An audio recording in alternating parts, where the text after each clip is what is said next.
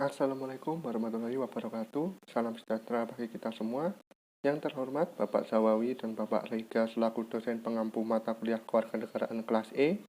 Pada kesempatan kali ini, kami akan mempresentasikan proyek Citizen kami dengan judul Program BPJS dari Negara untuk Warga. Sebelum mempresentasikan, mohon maaf Pak, izinkan bagi kami untuk memperkenalkan diri. Kami dari kelompok 10 yang beranggotakan Kansa Florenca Ervanto dengan NPM 2001-2010-254, Rahila Iftikar 2001-2010-256, saya sendiri Ignatius Pramantia PD dengan NPM 2001-2010-270, dan Siti Hawa Oktaviani dengan NPM 2001-2010-276. Untuk selanjutnya, kami akan mulai memaparkan hasil kerja kami. Badan Penyelenggara Jaminan Sosial atau yang biasa disebut dengan BPJS adalah badan hukum yang dibentuk untuk menyelenggarakan program jaminan sosial. Ada pula tujuan BPJS dibentuk adalah untuk mewujudkan terselenggaranya pemberian jaminan terpenuhinya kebutuhan dasar hidup yang layak bagi setiap peserta dan atau anggota keluarganya. Berikut adalah prinsip BPJS, yaitu yang pertama, kegotong royongan, yang kedua, nirlaba, yang ketiga, keterbukaan, yang keempat, kehati-hatian, yang kelima, akuntabilitas, yang keenam, portabilitas, yang ketujuh, kepesertaan bersifat wajib, yang kedelapan, dana amanat, yang kesembilan, hasil pengelolaan dana jaminan sosial dipergunakan seluruhnya untuk pengembangan program dan untuk sebesar-besar kepentingan peserta. Untuk selanjutnya akan dijelaskan oleh rekan saya. Selanjutnya ada aset BPJS. BPJS mempunyai aset dari berbagai sumber antara lain yang pertama, modal awal pemerintah yang merupakan kekayaan negara yang dipisahkan dan tidak terbagi atas saham. Yang kedua, hasil pengalihan aset BUMN yang menyelenggarakan program jaminan sosial. Yang ketiga, hasil pengembangan aset BPJS. Yang keempat, dana operasional yang diambil dari dana jaminan sosial. Dan yang kelima, sumber lain yang sah sesuai dengan peraturan perundang-undangan. Jenis-jenis BPJS dibagi menjadi dua, yang pertama BPJS Kesehatan dan yang kedua BPJS Ketenagakerjaan. Yang pertama BPJS Kesehatan merupakan badan hukum yang dibentuk untuk menyelenggarakan program jaminan kesehatan, sedangkan BPJS Ketenagakerjaan berfungsi menyelenggarakan program jaminan kecelakaan kerja, hari tua, dan pensiun. Prosedur pendaftaran BPJS Kesehatan. Cara daftar BPJS Kesehatan secara langsung atau offline. Yang pertama, siapkan persyaratan umum yang dibutuhkan untuk mendaftar seperti fotokopi KK, KTP, foto terbaru 3x4 sepanjang 1 lembar, dan iuran bulan pertama sesuai dengan kelas yang Anda inginkan.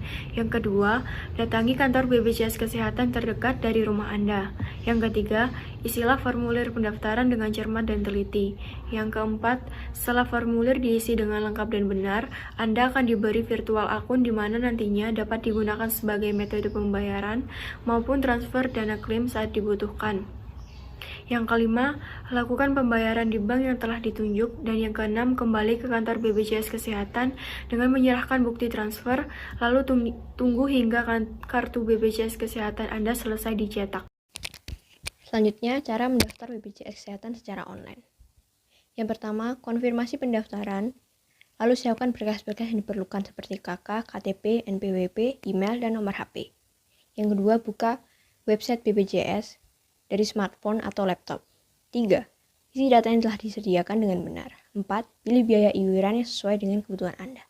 5. Simpan data Anda serta tunggu email notifikasi dari email BPJS. Lalu, jika sudah, print lembar virtual akun tersebut. 6. Lakukan pembayaran di bank seperti BNI, BRI, dan Mandiri.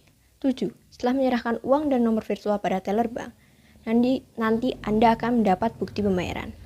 8. Sekarang BPJS Anda telah aktif, silahkan cek email Anda.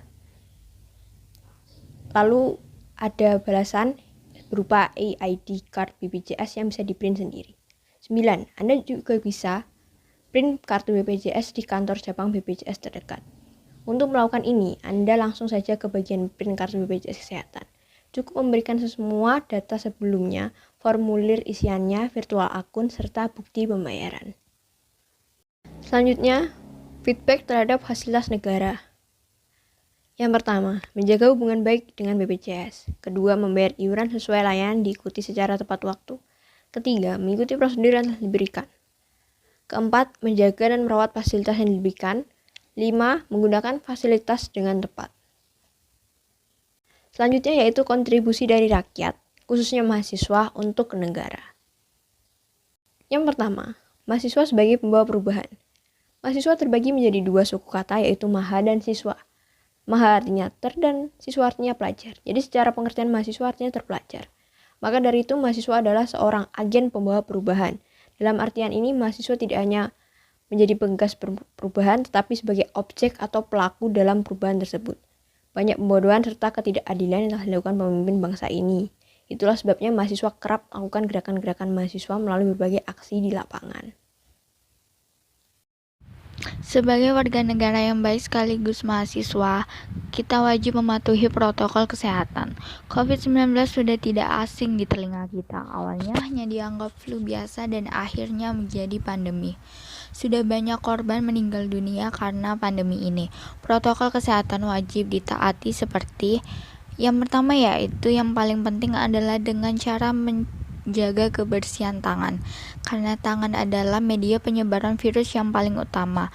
Bersihkan tangan dengan menggunakan cairan pencuci tangan atau hand sanitizer. Yang kedua yaitu dengan menggunakan masker saat keluar rumah atau saat berinteraksi dengan orang lain. Gunakanlah masker medis yang dapat digunakan 1 kali pakai dan setelah digunakan harus dibuang ke tempat sampah yang tertutup. Kemudian cuci tangan setelah memegang masker tersebut. Yang terakhir yaitu dengan cara menjaga jarak untuk menghindari terjadinya paparan virus dari orang lain.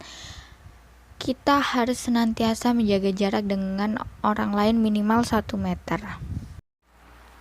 Selanjutnya yaitu dengan menanamkan sikap bela negara. Upaya bela negara adalah sikap dan perilaku warga negara yang dijiwai oleh kecintaannya kepada suatu negara kesatuan Republik Indonesia.